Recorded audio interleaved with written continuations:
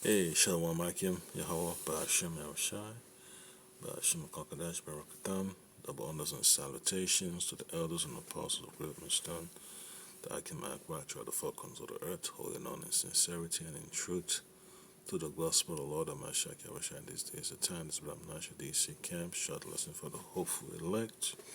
Yeah, so you see on this screen, Oxfam warns of rising authoritarianism and billionaire boom. All right, so that tells you, that proves to you that there's a consolidation of interests. All right, the so-called corporate elites have hijacked your government institutions. You know, so now the government is becoming the enforcement arm of the corporate elites, and then the companies, these corporations are going to be doing the same thing too. All right, so it's just the bitterness of the journey we have to go through. All right, so yeah, it's just what I see, man. The rising authoritarianism and billionaire boom. So this is a worldwide pattern. You know, the elites are clamping down. They're using all these events, protests, and economic uncertainty, political uncertainty to undermine the will of the people to be free. So when there is a lack of freedom, when the freedom of the people has been relegated uh, onto a level of garbage, this is what you get. You know, the people at the top have no confidence in living and let live. They want to dominate. So it's all part of prophecy. You know, it's no surprise to the servants of the Lord, the Mashiach Yahushai, the man of the Lord. So you just have to learn to, be observant, be vigilant, and be circumspect. Okay. So I play the clip and I get some more precepts to get along. This is Democracy Now!, democracynow.org, the War and Peace Report. I'm Amy Goodman. We turn now to Davos, Switzerland, the site of the World Economic Forum. Traditionally, the WEF is a gathering of the global elite, but this year it's turned into an emergency summit over President Trump's threats to seize Greenland, a semi-autonomous territory of Denmark. Over the weekend, Trump threatened to impose tariffs on 8 European allies that oppose his push to take over Greenland. On Tuesday, Trump posted a fake photograph showing Greenland, Canada, Venezuela as part of the United States. Yeah, so you just have to realize, man, in the midst of all this chaos, people still gonna be involved. You know, Venezuela, Canada, and then you have Denmark. You know, those are regions that people, have always occupied. And so you have Jakes, Israelites that live there, because the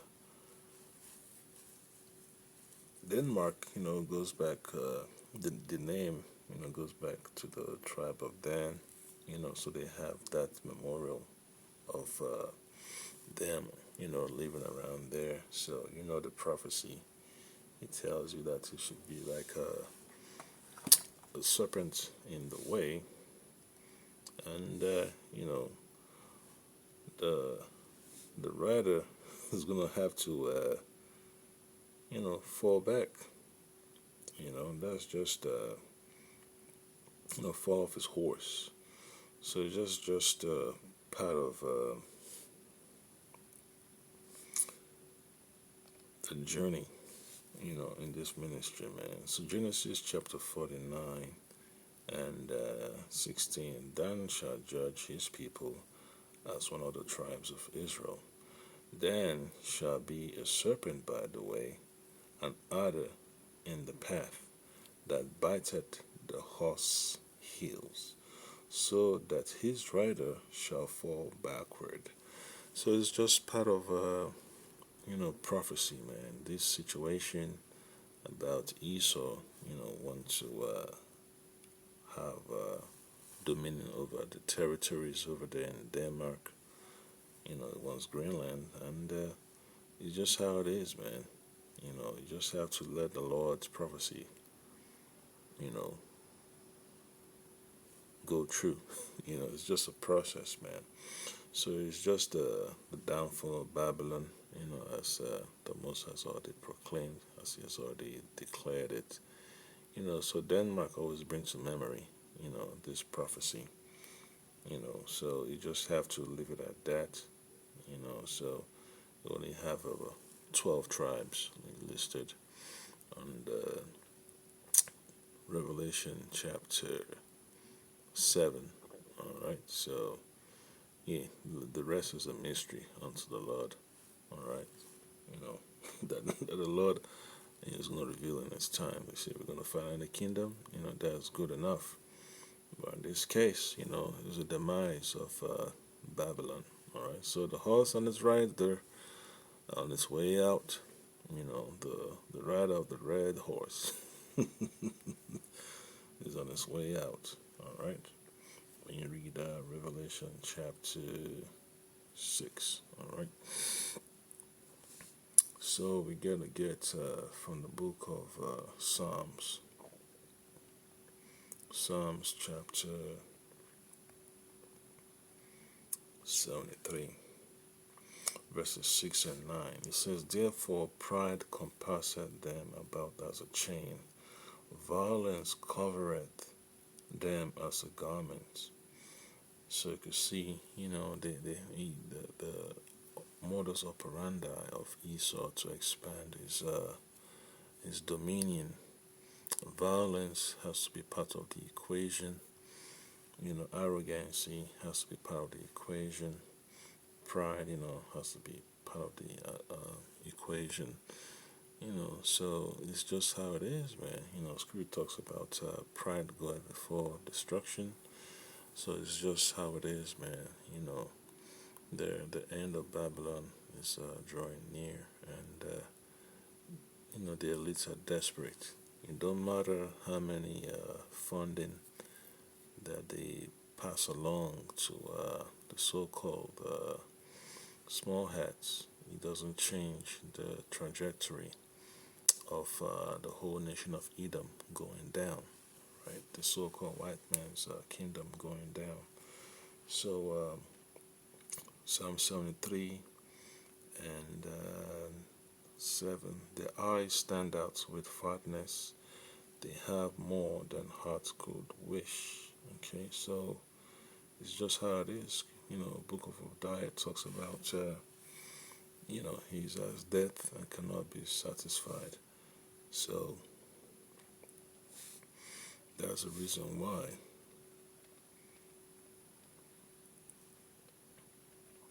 you have to be aware that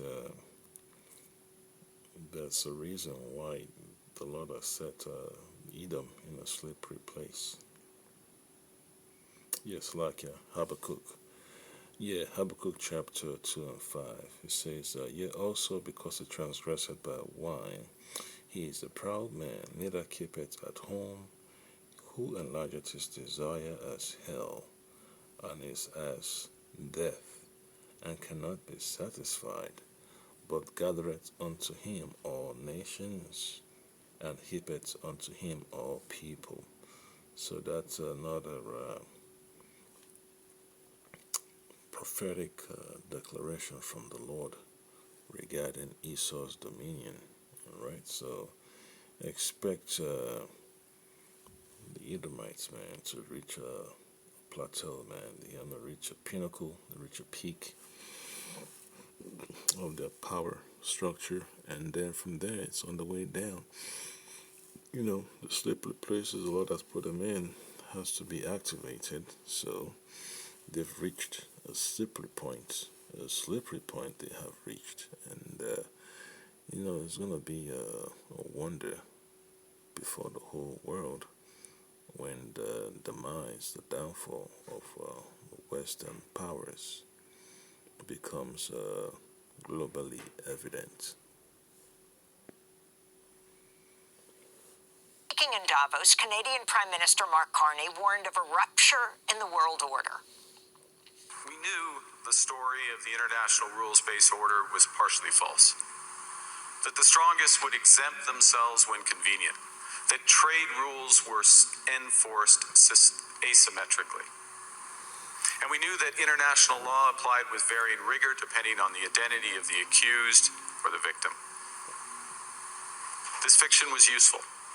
And American hegemony in particular helped provide public goods, open sea lanes, a stable financial system, collective security, and support for frameworks for resolving disputes. So we placed the sign in the window. We participated in the rituals. And we largely avoided calling out the gaps between rhetoric and Wait a minute. So if they all collaborated to stay on top, what is the drama about?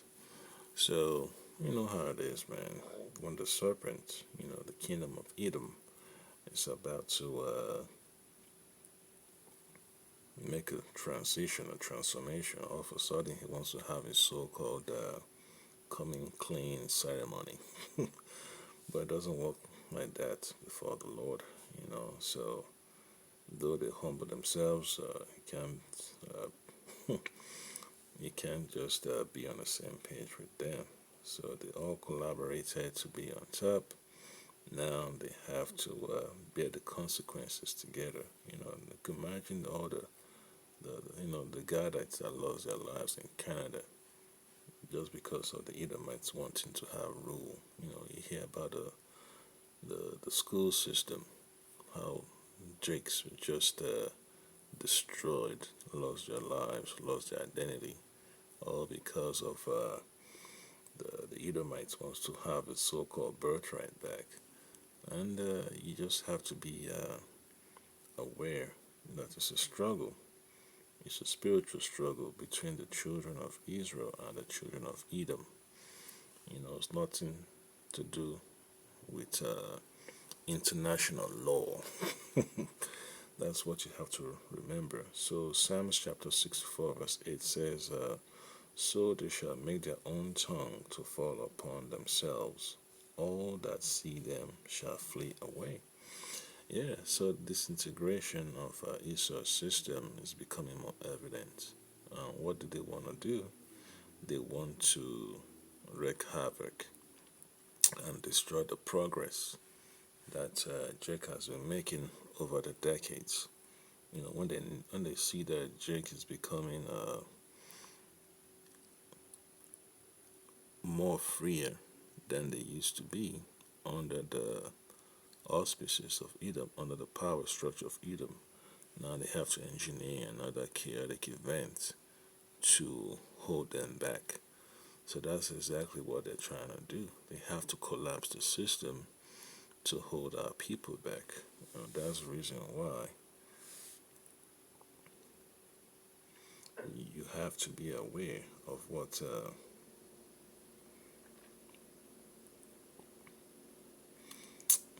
dealing with.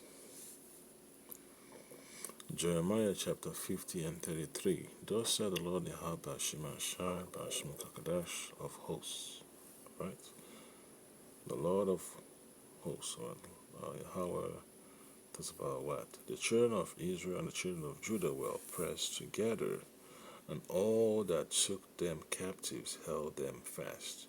They refused to let them go. So that's one thing they do with these so-called conferences, man. It's about to hold Jake back at any cost. All right. So whatever is going on in Latin America, it has another counterpart, of events going on in West Africa, man. Even in Africa, man, wherever you have Jakes, he also wants to hold them back. So the northern kingdom of Judah, it's like the northern kingdom of Israel and the southern kingdom of Judah are going to be, held as tightly as close, together, in the grasp of Esau. That's exactly what they do. That's why they have all these agencies, IMF and the World Bank and their so-called, Paris Club, whatever. and then you have all these ministries, these departments of war, the State Department, Commerce Department, Treasury Department, all that stuff. Their job is to hold Jake back, man. They don't want Jake to progress, so they always find a way to undermine. State Department, it's a prime example of what they usually do. How they move around the world. So you just have to be aware of their tactics. So now they have to collapse the financial system so that the finances of our people will be worthless. And now they have to go back hat in hand to the so-called puppet masters. So you just have to be cautious. So the book of Isaiah chapter 29 and 15 says this: Woe unto them that seek deep to hide their counsel from the Lord Yahweh, Bashim El Shai, Bashim Kakadash, and their works are in the dark, and they say, Who seeth us, and who knoweth us? Yeah, so end of the day, the darkness of this world is going to be revealed. So this is just a little, glimpse. But end of the day, man, all the prophets have a better understanding of what's going on. Folks think it's just about the elites wanting to have control over the world, but the goal of the elites is to come against Hamashiach Yahushai. That's one thing that's it's not being discussed among all these pundits, all these folks with independent journalism channel, all these independent press agencies and all that stuff. Yeah, so it's what it is. And then verse 16 says, Surely your turning of things upside down shall be esteemed as the potter's clay. For shall the work say of him that made it, he made me not? Or shall the thing framed say of him that framed it, he had no understanding? So this is the situation we have to constantly deal with, man. When Esau's in that power seat, he thinks of himself as a god, that there's no other above him. So that's the reason why they have to maintain that image, maintain that frame, and pretend that they got things under control, but it doesn't work that way before the Lord. The season of them fracturing apart has to come to fruition. It doesn't matter how many speeches they give. It doesn't matter how many conferences they like to orchestrate, opposing points they pose and all that they'd like to present before the people. It doesn't alter the plan of the Lord. Reality. This bargain no longer works. Let me be direct. We are in the midst of a rupture, not a transition. Yeah, see, it no longer works. So what's the plan? They want to propose a new one. That's where the so-called New World Order comes in. So they're all playing games. They all have seats at the table. All right, so that's the reason why, you don't have a position of Edomites to be promoting, man. You can't promote the position of your enemy and think the Lord will grant you immunity. Yeah, so you just have to be cautious, man, and let Esau's system fall apart. It is not our system. It is not the Lord's system. So, why try to prop it up? Okay, you cannot negotiate with your enemy that's on his way down. All right, so it's just the way it is, as the Lord has proclaimed. So the book of Sirach, chapter 42, 18, 19 said, this is what the Lord does. He seeketh out the deep and the heart, and considereth their crafty devices. For the Lord knoweth all that may be known, and he beholdeth the signs of the world. So the Lord is always constantly monitoring what's happening on earth. Okay? So there's nothing that can be hidden from before him. Verse 19, he declareth the things that are past and for to come, and revealeth the steps of hidden things. Verse 20, no thought escapeth him, neither any word is hidden from him. So, we should be glad that the Most High system is a just system. He has a balance of righteousness, and all these speeches of deceit that you hear from this World Economic Forum, all their plans to have dominion over humanity, is not going to pan out well for them. All right, so they've enjoyed their victory, and now they have to decide how they're going to move forward for the next century. But their plan of AI, it's not looking promising at all, man. They're desperate to have the people comply, so they have to create all types of instability. They have to create an unstable environment, order out of chaos. So that's one thing they're gonna do on a regular basis, man. They have to generate chaos so they could maintain control. In other words, they have to shake that system to eliminate people. All right. Over the past 2 decades, a series of crises in finance, health, energy, and geopolitics have laid bare the risks of extreme global integration. But more recently, great powers have begun using economic integration as weapons. Tariffs as leverage, financial infrastructure as coercion, supply chains as vulnerabilities to be exploited. You cannot live within the lie of mutual benefit through integration when integration becomes the source of your subordination. That was Canadian Prime Minister Mark Carney speaking to.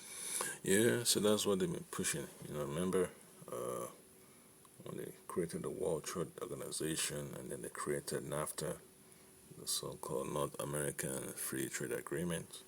So it's just the plan that they use to have these corporations extend their tentacles into all these so-called sovereign lands. All right. So the book of Job, chapter 5, verses 12, says, "He disappointed the devices of the crafty, so that their hands cannot perform their enterprise." So at the end of the day, man, they're going to be filled with resentment and bitterness and anger. And then they will have to lash out against the people. And then they'll have to come up against the Lord. And the Lord is going to crush them, severely. Okay. And they're going to lose their kingdom. Okay. So all this global integration that they've been so proud of, in their coffers and all that stuff, is going to go up in dust. It's going to go up in flames. Job 5:13, he taketh the wise in their own craftiness, and the counsel of the froward is carried headlong. So whatever counsel that they have is going to be met with the wrath of the Lord. Tuesday in Davos at the World Economic Forum. President Trump is addressing the World Economic Forum today. Hundreds protested in Davos ahead of President Trump's visit to the WEF, an annual gathering of global business elites. Here are some of their voices. I think it's really bad, especially what he just did with Venezuela. Like he literally started a war, and now Switzerland lets him in, and also the WEF just accepts him. I think that's unacceptable. So we are here because it's a meeting. The WEF is a meeting since 1971. It exists and it proposes that the world becomes better, that everyone has a better life if those people are meeting. But it's just a meeting of rich people, of politics, and so on. Lui, il a déclaré que je suis là pour les États. If Trump declares, I am here for the United States, and he comes to Davos, then he will bring the United States the slightest usefulness that Davos has for the world. And so it is scary. Yeah, so that's what it is. You hear from the people protesting out there that are aware of what the World Economic Forum is all about. You know, that is just rich people trying to have more control, and that nothing is working out. Yeah, it's not working out. Switzerland, you know, a playground for the elites. You know, that's like one of the precious gems of the so-called Rothschilds. All right, so expect more operas of the people. Now, Job 5:14 says, they meet with darkness in the daytime and grope in the noonday as in the night. So, hey, you know, they have to figure it out, man. What are they going to do? Are they going to surrender to the Lord and lay their arms, or are they going to pick up their arms and fight? Hey, you know, we'll see it happen, man. You know, we'll see what happens then. Yeah, because, you know, it's going to be nice. You know, the Mossad wants a show, so he's gonna make them pick up their weapons, man. You know, so that he can destroy them. All right, so yeah, it's gonna be nice, you know, to see the end of our enemies. All right, so the book of Ezekiel.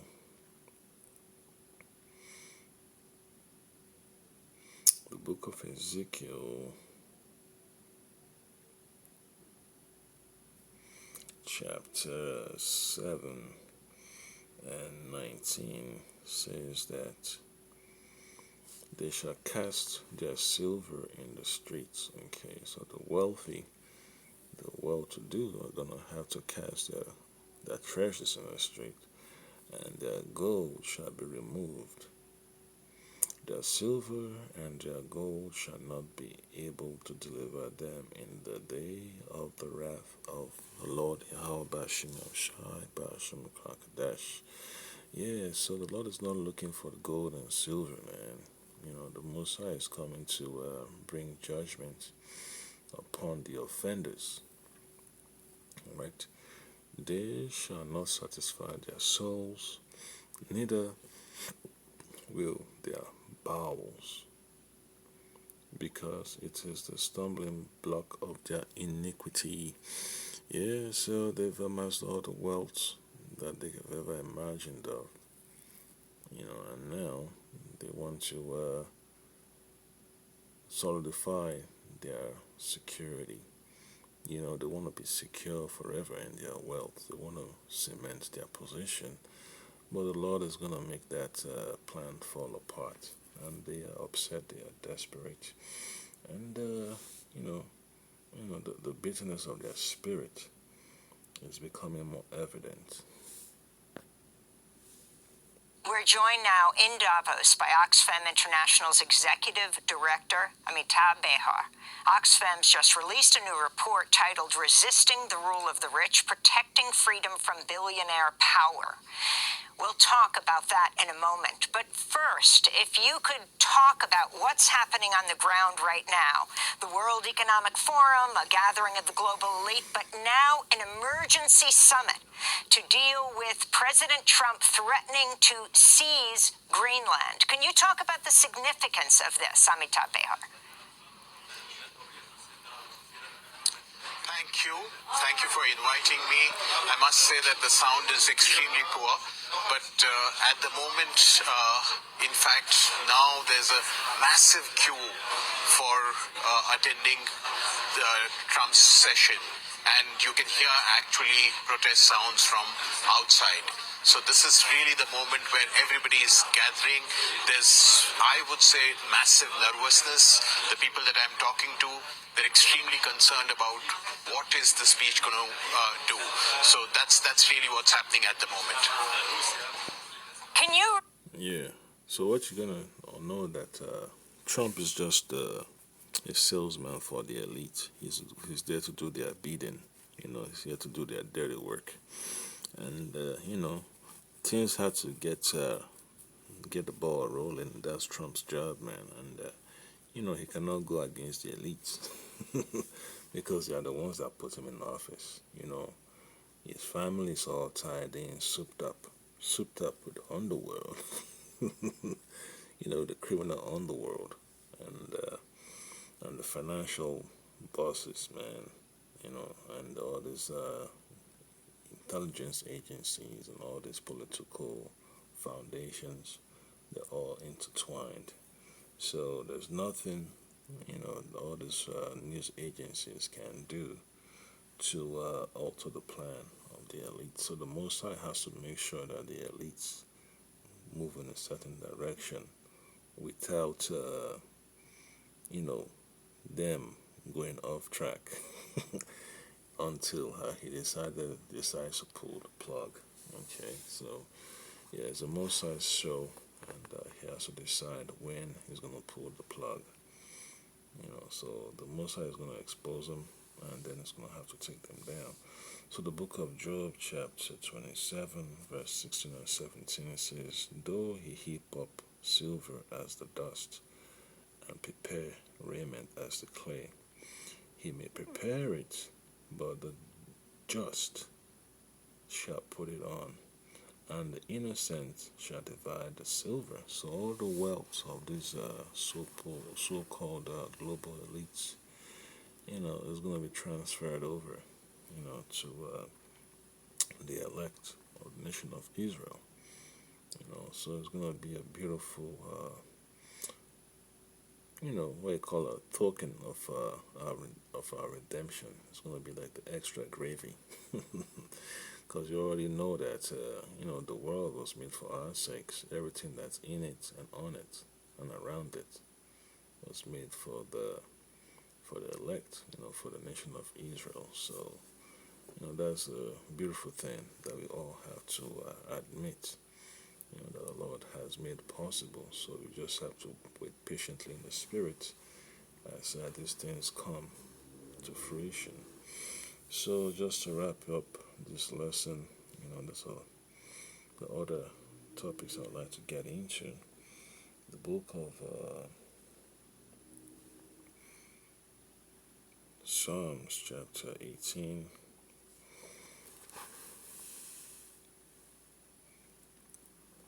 Verses 4 and 5.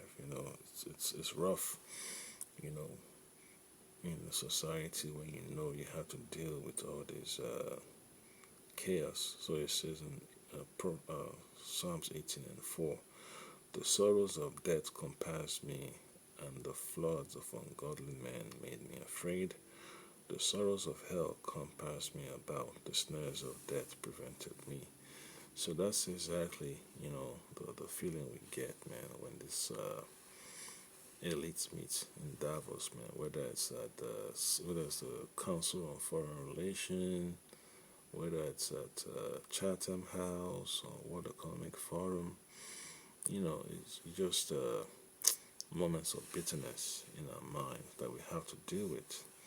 And then verse 6 says, Psalms 18 and 6, "In my distress I called upon the Lord Ba'ashem Shai, Ba'ashem Kakadash, and cried unto my power.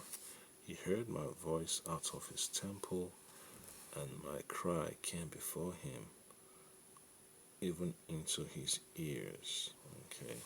Now verse 7 says, "Then the earth shook and trembled, the foundations also of the hills moved and were shaken, because he was wroth." So the prayers of the elect is going to be answered by the Lord. The Most High had care for his elect, and he's going to have to destroy the global elites of this world. So all this drama they like to create is going to be short-lived. And when the time of righteousness arrives, man, you're gonna see that it's gonna be a contention.